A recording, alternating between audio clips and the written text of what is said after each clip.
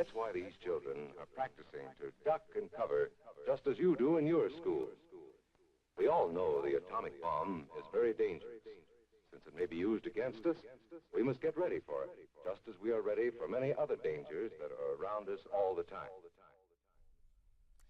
Vladimir Putin is a complete madman who enjoys having his bare-chested picture taken wrestling grizzly bears in order to make him more macho and make it easier for his dating profile to be taken seriously. Or he's a complete madman who wouldn't mind pointing nukes again at the West and going right back to where we were in the 50s and 60s. Go ahead. Take your pick.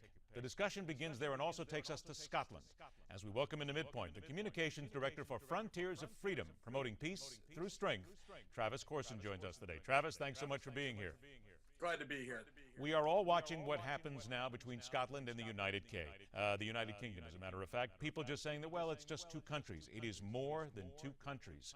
We have nuclear weapons that are the property of the United States, that are then leased to the United Kingdom, that are sitting in Scotland right now. Is it not fair to say that more than just Scotland leaving the United Kingdom and going on their own, Putin and the Russians are watching this, and they are quite frankly licking their chops? Absolutely. There are definitely some serious national security concerns when it comes to the discussion of Scottish independence. As you alluded to, most of the nuclear weapons that the United Kingdom possesses are housed in Scotland, both their traditional ones, land-based, as well as their nuclear submarines. And a lot of people have speculated that if Scotland were to gain independence, they would not be very likely to allow the United Kingdom to retain that lease on those bases, or Great Britain it would be at that point, which would therefore, for a period of time while they relocate their forces, certainly degrade their nuclear capabilities and leave a hole in that nuclear umbrella. All right, now I'm going to pull back just a little bit here. There's one side of it. Let's go at it from another tack here. And this is what some people will say. Wait a minute now. Putin may be a nut job in some way, shape, or form, but the guy can't be that stupid. I mean, do we really think that we're going to go back to a point in time when we're going to have thousands of nuclear weapons pointed at America and a Russian dictator will be threatening to launch them on a second's notice? You must admit there's people going, that simply seems impossible to comprehend here in the 21st century. It may be something that that's impossible for some people to comprehend, but for me personally, it's a contingency that I don't want to see the United States unprepared for, which is why I think it's so important that we focus on our missile defense programs here in the United States as well. Programs like ground-based mid-course defense, the Patriot missile, and the AN/TPY-2 radar, systems like that will, should we ever find ourselves in that scenario, leave our country prepared to defend itself. So I think it's important to be prepared, to expect the worst, and just hope it doesn't happen. Here is Vladimir Putin. This is a quote that he put out on August the 29th. I want to remind you that Russia is one of the most powerful nuclear nations. This is a reality, not just words. Honestly, is he still, are they still a power that he wants to put this forward at the level that he says it? Is Russia still that powerful nuclear weapons-wise? The Russians are very much still a serious nuclear power. They have a large land-based fleet. They actually just recently tested a new submarine-launched missile, nuclear missile, and they've been accused by the Obama White House and the current State Department of actually violating the Intermediate Range Nuclear Weapons Treaty, which basically prevents either country from developing or possessing nuclear weapons between a 300 and 3,400 mile range, kind of that tactical range. So they're very much still focusing on their program. They're very much focusing on building it up, and they're very much focusing on keeping it relevant and keeping it as a deterrent and a saber in the arsenal for them to rattle. Is this about war for Putin, or is this about economy? Or, I'll give you a third choice, is this about getting the Russian people behind him when, quite frankly, life is not as wonderful as it was painted for them during the time of Glasnost? I think it's certainly not about economy, because you've seen the Russian economy and several leading companies be sanctioned by the United States and some other folks in the international community.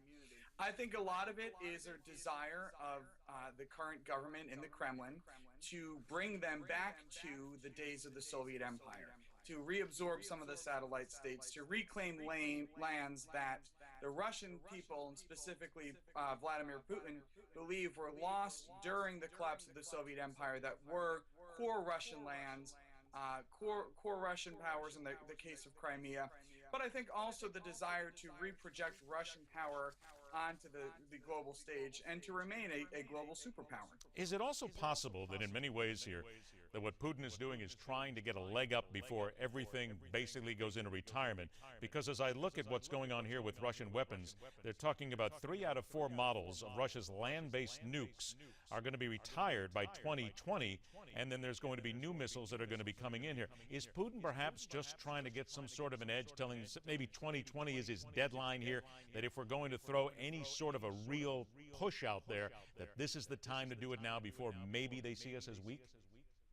That may be part of it, although I think conventional nuclear weapons are a last resort more than a first resort in even Putin's military strategy. Wait a minute, I want you to say that again. You're saying it's a last, because there's many people saying, and some of his generals are saying, a potential offensive weapon. So you're saying that this is still, in your mind and in the minds of many, a last resort scenario. Well, if you look at what he's doing, I'd say the aggression in Ukraine and the Crimea and some of the current tests that he's been doing, there were actually some nuclear bombers that skirted American shores both in April and August of this year. I think this is Putin testing the waters to see what the response from the international community will be. And in my opinion, it has been a very underwhelming response from the international community. He has the feeling that he can get more aggressive and he can get away with more because his force really has not been matched with anything decisively on the West side. Here is now, and I want you to hear this, our audience too, this is the Ukrainian president. You brought up Ukraine. Let's bring them into the conversation here. This is Petro Poroshenko making a plea to the United States. This Ukrainian army, imagine, these young boys, under-equipped and often underappreciated by the world, are the only thing that now stands between reality of the peaceful coexistence and the nightmare of the full relapse into the previous century, into the new Cold War. Travis, I hate to use a real honest word here, but I mean, some people would say, how foolish are we, perhaps, to let Ukraine get away and not spend more time and think about it and spend more money there, if you will, supporting what's there. But are we foolish or are we just stupid? Are we kidding ourselves here that the Ukraine is important and this is all just part of the overall plan? Well, I think one of the other remarks that President Poroshenko made is very telling, and he called this a war of the free world. This really is a chance for the NATO alliance. The NATO alliance is currently under a test. The Russians are testing it to see where the line will be drawn. So this is an opportunity for NATO to really take a look at things and to really hold firm in the face of Russian aggression. Now, it's interesting that we have been so reluctant to arm the Ukrainians, who the Ukrainian government is very clearly much closer aligned with the West and the Syrian rebels that our president is currently looking to arm. It's interesting to see why he has been so reluctant to arm the Ukrainians, and now we're talking about arming the Syrian rebels. All right, so here we go. A couple of minutes we got left here. This is what America wants to know. We've told them that the nukes are there. They basically already know who Vladimir Putin is and who his people are and what they're trying to do. We've seen the aggression in the Ukraine. What do we do right now in order to make sure that we don't get to the place where we're going to be right back to mutually assured destruction? Sure. I'd say the number one thing that we need to do to avoid mutually assured destruction is to develop the mechanisms, to develop the defenses to render nuclear weapons obsolete, which is something that President Reagan called for when he started the Strategic Defense Initiative, and something that we're inching closer towards as we develop more advanced nuclear weapons missile defense capabilities. I think I had mentioned ground-based mid-course defense, which protects the American homeland from those long-based Russian missiles, which could potentially pose a threat to us.